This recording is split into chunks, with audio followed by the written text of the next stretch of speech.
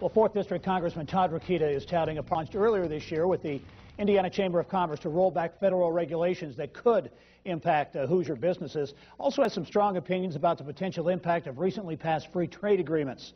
The freshman representative escaped the Beltway for a trip back home, and we're pleased he's finding some time to join us in studio with more on this week's show. And Congressman Rokita, thanks for joining us. Oh, great to be back, Gary. Yeah, and some news. I know you just got a call literally from the Speaker's office. Yeah. You've been doing a lot of work on the balanced budget amendment, and it looks as though that could come up for a vote Tuesday, but sometime in the week ahead. Yeah, when we go back to Washington, we will have an historic opportunity. Not just those of us that are in Congress, but the people of this country will have an historic opportunity to say, look, we want to live within our means, and we want our federal government to do the same. And I'm talking about a constitutional amendment to balance our budget, and that's where the fight goes next. I've been pleased to be a point person on that, and we'll continue that fight. We need to have some very simple language that says our expenditures in the federal government will not exceed our revenues.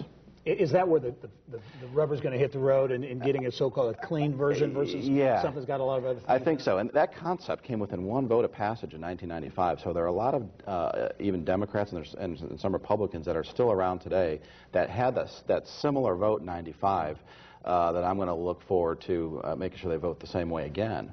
Yeah. But we got to remember, there'll be some that want to gum up this language with supermajorities to raise taxes. And you know me, Gary, 8 years as Secretary of State and everything else, I want to keep taxes low. But this is not an amendment for tax reform. It's not an amendment for anything for job creation. This is an amendment that says we are going to take control of our long-term debt so we don't end up like Greece, Italy, or Germany. What do you think such an amendment could mean? You say it's not a jobs bill, but what could it mean for the business community? Well, a beautiful byproduct of that is that the world will finally see that we are taking this issue very seriously. We're doing the responsible thing. We are going to pass language that's going to force guys that I work with every day to make the tough decisions on what to spend money on, and that will bring certainty to the markets. That will bring help us bring our leadership qualities back on the world stage, where we've been declining lately. And that's going to be nothing but good for Indiana businesses. What is your take on the mood in the Indiana business community as you get around it? Yeah, it goes right into the red tape rollback partnership that I have with the Indiana Chamber of Commerce. We are seeing businesses all over Indiana,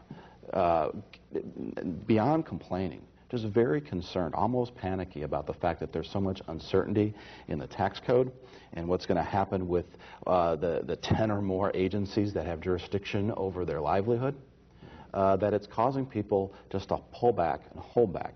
Now, as I go around the 4th District, even though I'm being told that, I also see that they want to invest in their businesses, they want to hire, they want to create that demand. They're just asking for a little bit of Hoosier common sense in Washington, D.C., and a whole lot of certainty. Do you think many companies are waiting? They're just going to wait and see what happens with this next election to see the path?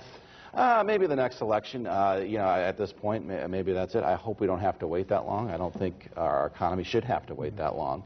But we have ideologies, Gary, that are at play in Washington, D.C. that say at every turn, government or some small group of us can make better decisions for us than we can, that small businesses can. And there's another group of us that think the exact opposite. No, that it's the individual that made this country great. It's the small business that made this country strong, and we need to unleash them again. Only have about 30 seconds. I know you were involved. You were at Caterpillar up in Tippecanoe County a few weeks ago. Talking about the free trade agreements that were signed. I was in Delphi around that time up at the Indiana Packers. They were excited about the potential. In your view, what do these free trade agreements hold business? Is there the prospect for jobs? Absolutely. We got to understand, we're not competing just with Fort Wayne or Evansville anymore. We're competing with places we can barely pronounce. And that means we got to stay on the competitive edge of everything.